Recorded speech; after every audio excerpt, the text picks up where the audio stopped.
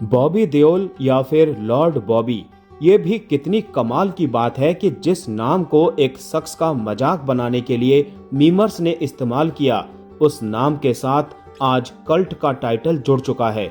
Lord Bobby के नाम से आज बॉबी को केवल भारत ही नहीं, दुनिया भर में जाना जाता है। बॉबी देओल की कहानी किसी फिल्मी स्टोरी से कम नहीं है।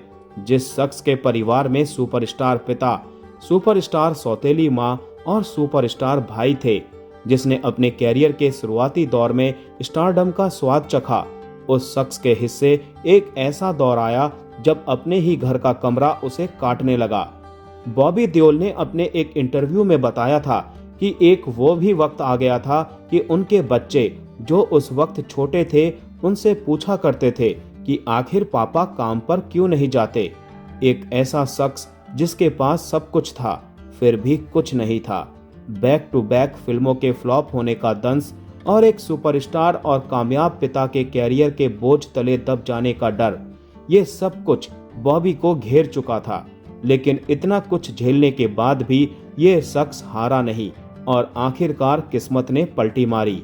आज बॉबी हर दूसरी फिल्म की कास्ट में है, उनके पास सब कुछ है।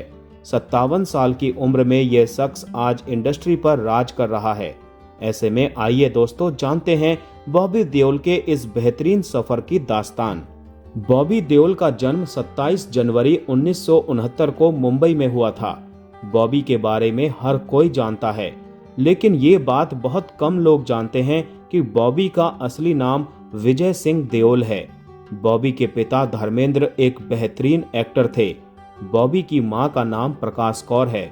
बॉबी और सनी की सौतेली मां हेमा मालिनी हैं और उनकी 4 बहनें हैं। 2 बहनों का नाम अजीता और विजेता है, जो कैलिफोर्निया में रहती हैं। वहीं हेमा मालिनी की बेटियां ईसा देओल और आहाना देओल हैं। पहले राजस्थान और फिर मुंबई में बॉबी ने अपने स्कूल और ग्रेजुएशन की पढ़ाई पूरी की। बॉबी के कैरियर का ग्राफ काफी कमाल का रहा है। उन्होंने अपने कैरियर की शुरुआत साल 1995 की फिल्म बरसात से की थी। हालांकि बॉबी का स्क्रीन डेब्यू काफी सालों पहले ही हो गया था। बॉबी ने साल 1977 की फिल्म धर्मवीर में पिता धर्मेंद्र के बचपन का रोल अदा किया था।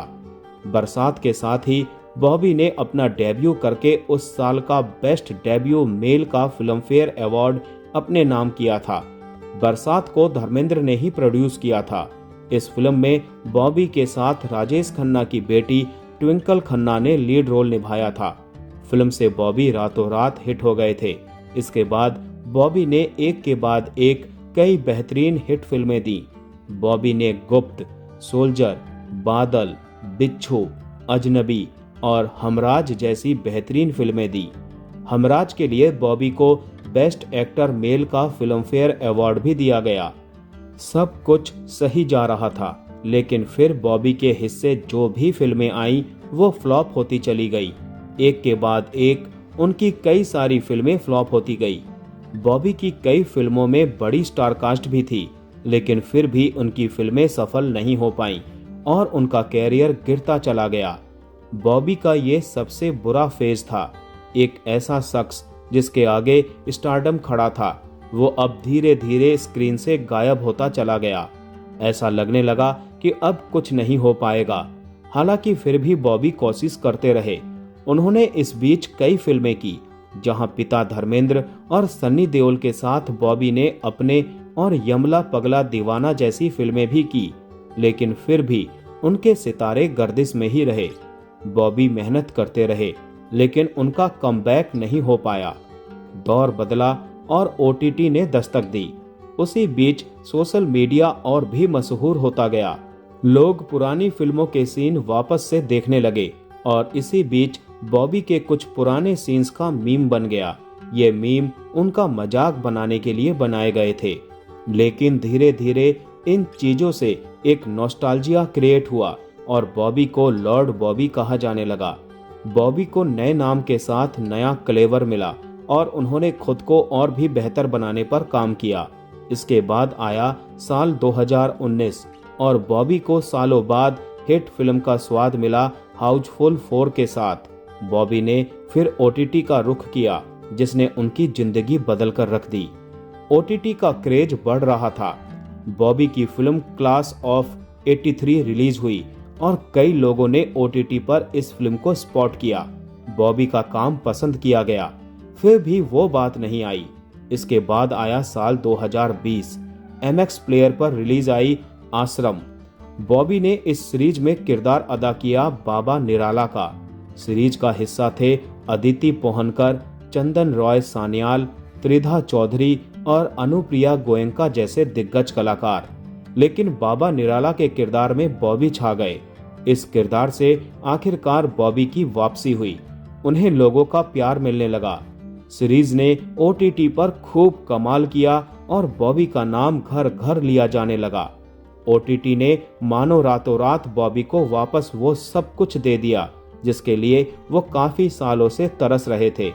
बॉबी को अब वो प्यार और सपोर्ट मिलने लगा जिसकी उन्होंने कभी भी उम्मीद नहीं की थी। इसके बाद विक्रांत मैसी और सान्या मल्होत्रा की फिल्म लव हॉस्टल ने बॉबी को लॉर्ड बॉबी कल्ट के रूप में स्थापित कर दिया। इसके बाद आई वो फिल्म जिसने बॉबी के लिए सब कुछ बदल कर रख दिया। साल था 2023 और बॉबी के हिस्से आई संदीप रेड्डी वांगा की फिल्म एनिमल। किरदार था अबरार हक का। किरदार का टाइम जितना छोटा, काम उतना ही तगड़ा। बिना किसी डायलॉग के सिर्फ अपनी आंखों की चुप्पी से बॉबी ने लोगों के दिलों में जो सिहरन पैदा की उसे भूल पाना किसी के बस की बात नहीं। इस किरदार ने बॉबी की किस्मत बदल दी। फिल्म ने दुनिया भर में 900 करोड़ की शानदार कमाई की।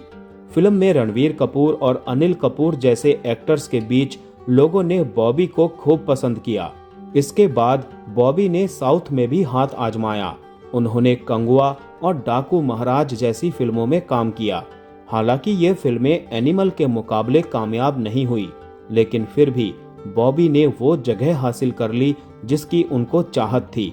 साल 2024 में नेटफ्लिक्स पर शाहरुख खान के बेटे आर्यन ने अपने डायरेक्शन में डेब्यू किया और हमें सीरीज मिली बैड्स ऑफ बॉलीवुड, जहां अजय तलवार के किरदार में बॉबी फिर से छा गए।